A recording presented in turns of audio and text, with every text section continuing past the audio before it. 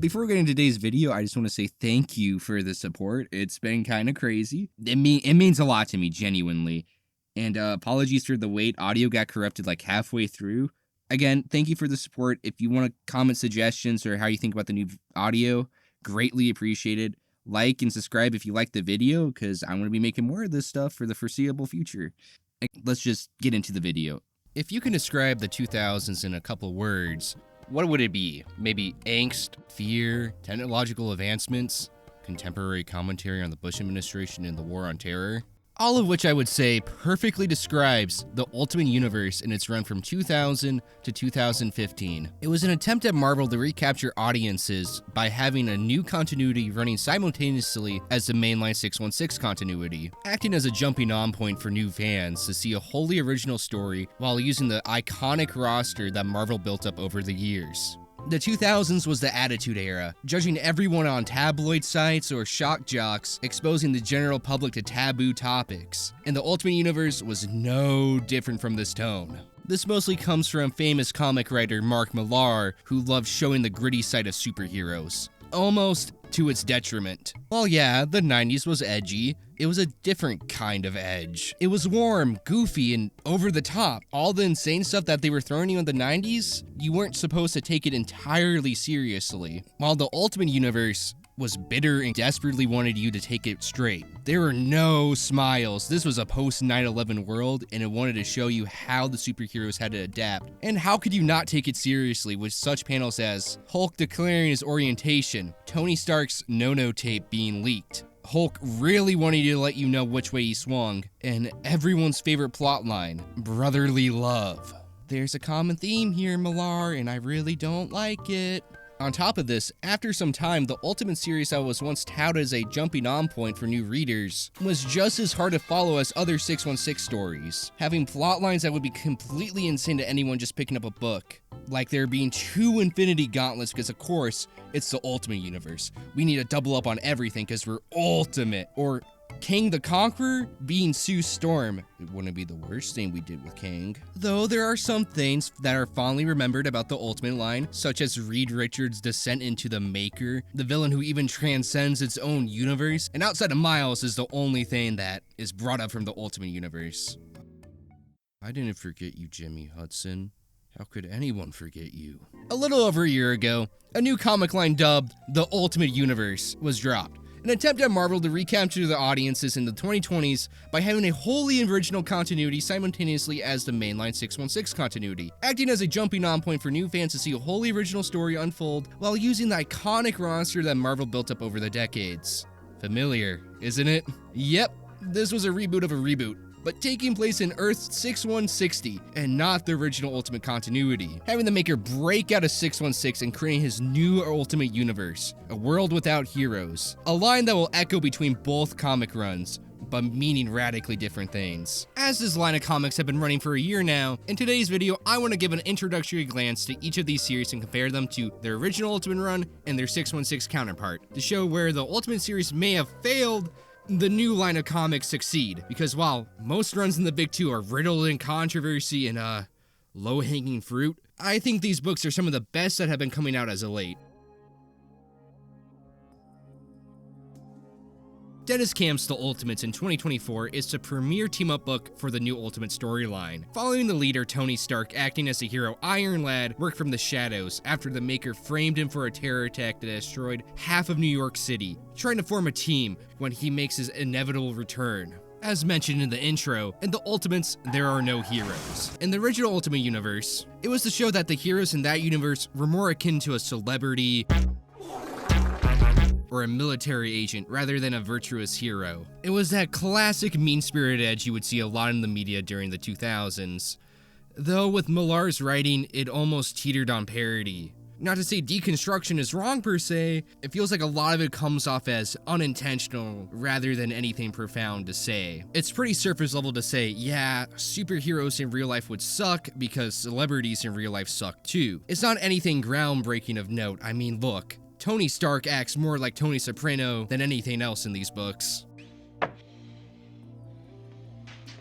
While in Dennis Camp's Ultimates, it's about a team demonized as a terrorist organization. The greater population hates them, every single odd is against them, and they're forced with setback after setback. But despite all of that, they try their hardest to be heroes, each issue giving an insight to one of the members. Seeing the horrific descent of madness that Reed went through to become Doctor Doom, mirroring the Maker, Thor's epic odyssey trying to reclaim his birthright, both Captain America and the original Human Torch, seeing the country they once put their lives on the line for, is a former shadow of itself. Speaking of Captain America, I think the best example explaining the differences between both universes is how they approach the man out of time, Steve Rogers. In the original Ultimate Universe, Steve Rogers is more of a militant. He's not the symbol of the people, he doesn't stand tall, he follows orders. This Steve was taken from the 40s and thrust into the complexities of the 2000s. His understanding of the world is miles apart.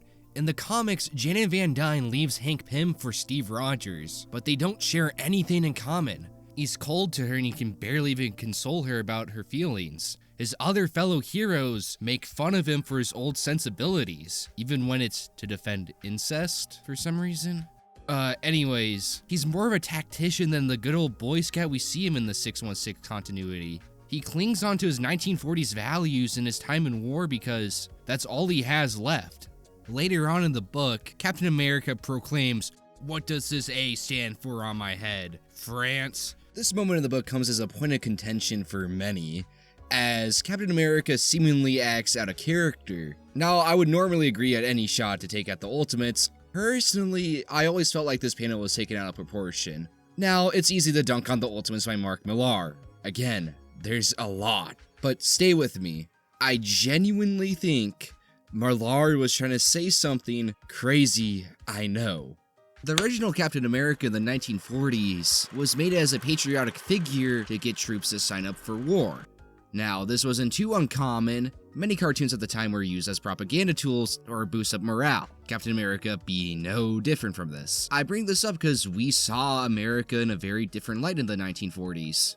America and the Allies were known as the good guys of the war. I know, very hot take. So Captain America being this epitome of American spirit, he fought for other people's freedom. But when we get to the 2000s, America was in a very different light. By this point, the War on Terror and the Patriot Act was well on its way, and many people were critical of it. So if Mark Millar's intentions of a Avengers deconstruction book was to ask, what if we took the characters we know and love and bring them out into the real world of the 2000s, the jovial Cap we know wouldn't work. The epitome of America was different from the 1940s than what it was in the 2000s.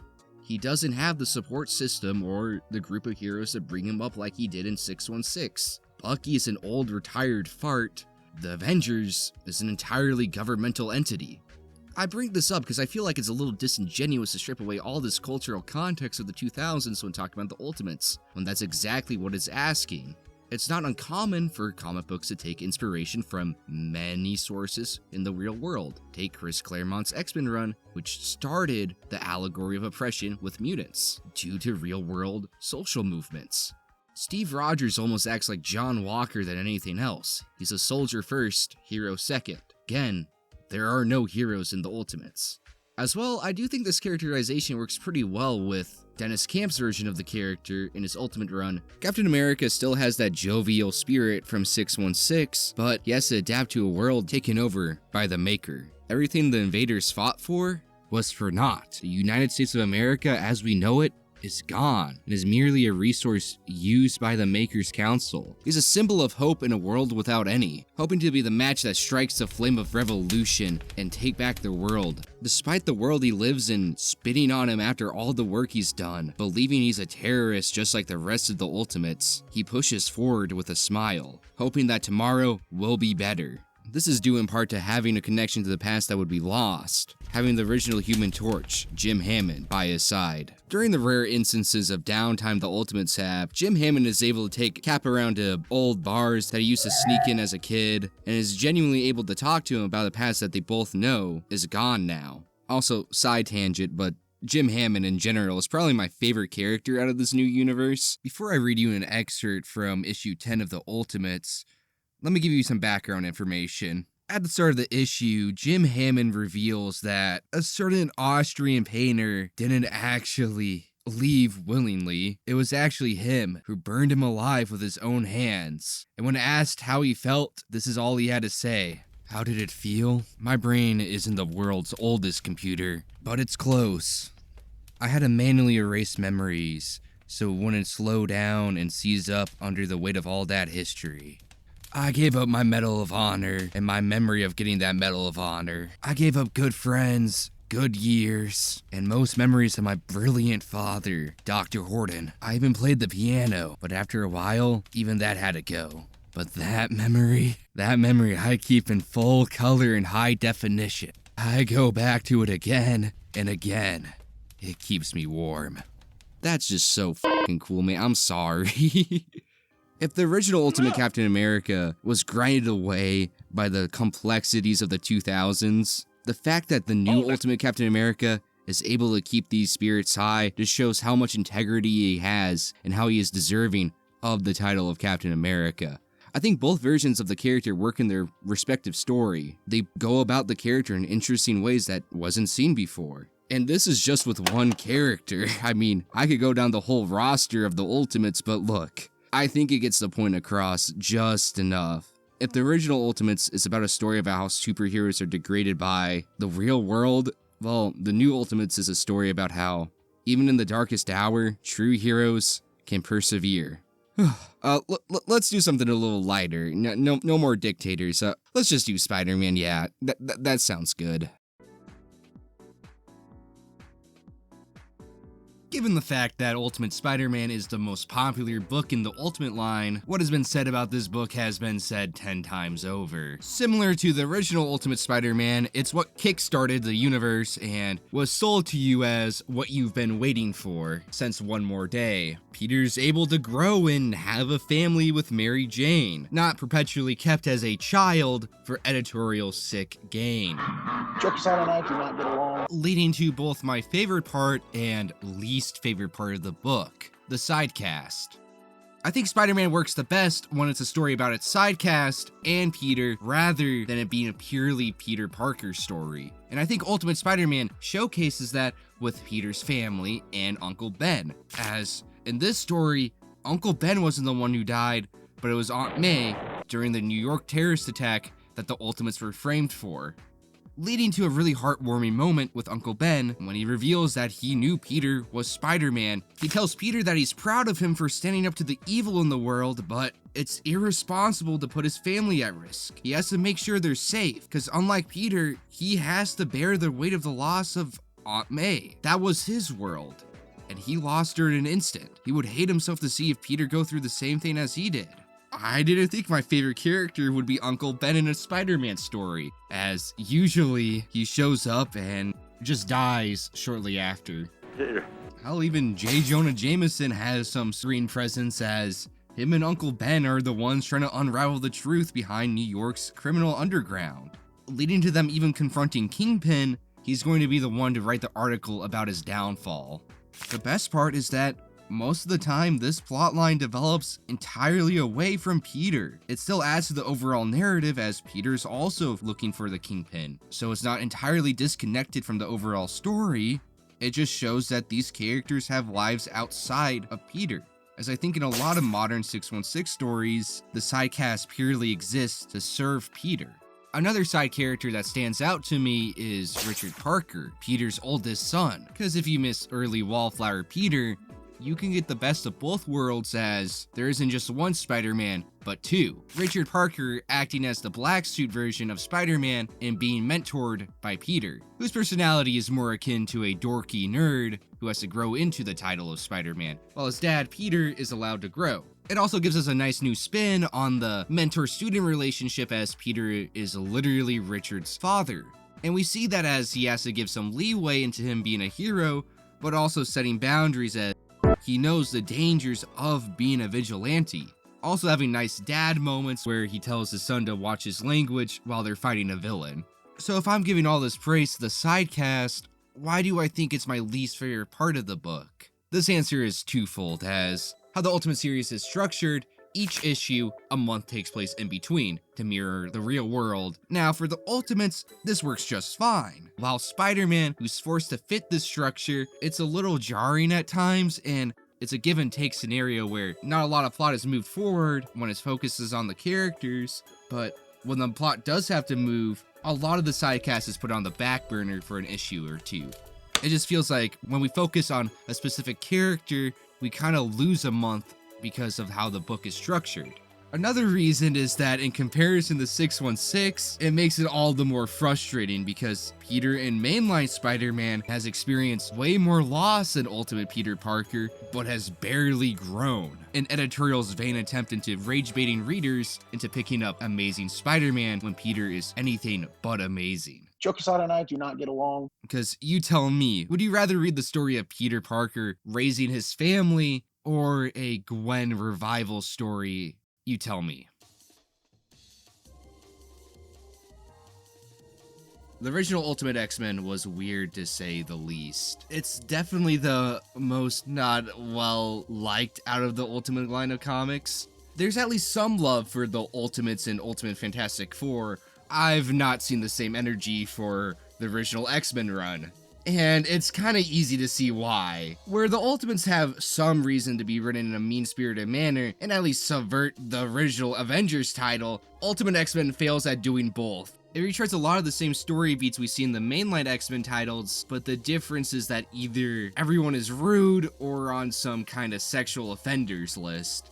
Take Nightcrawler, he's a fan favorite, he's a decent amount of fans where, oh, he stalks Dazzler and ends up kidnapping her and has to be stopped before he does anything worse. That's great. Well, what about Wolverine? I mean, he's the most popular X-Men, so he hit on a 15-year-old girl.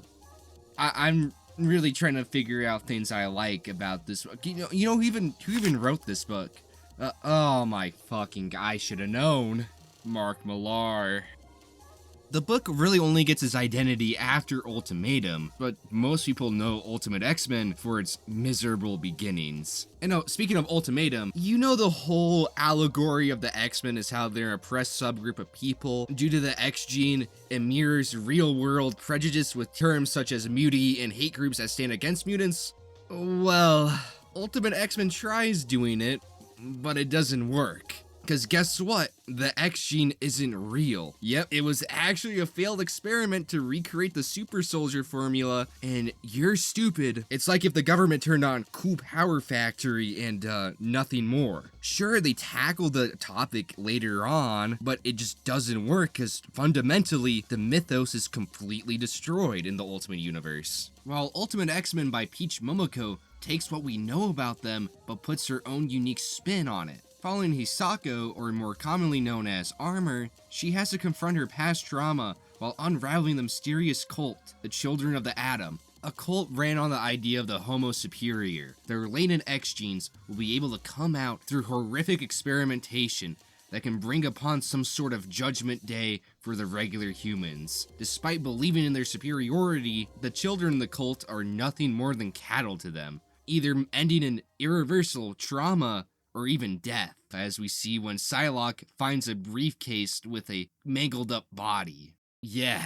Sometimes the book feels more akin to a horror story than pure action. Gut-wrenching sequences like Natsu's confrontation with her mom begs her to get back up after hitting her with her optic blast, Akihiro being farmed to awaken more mutants, and the Shadow King himself are some of my favorite parts of the book. The slower pace of the book accompanied by Peach's art really sells a lot of the shocks in the book. Not to say it's all tension, as there is a good amount of action in these issues, and when they do happen, they're great. It really brings attention to the cycle of abuse, where, yes, what the cult is doing is awful.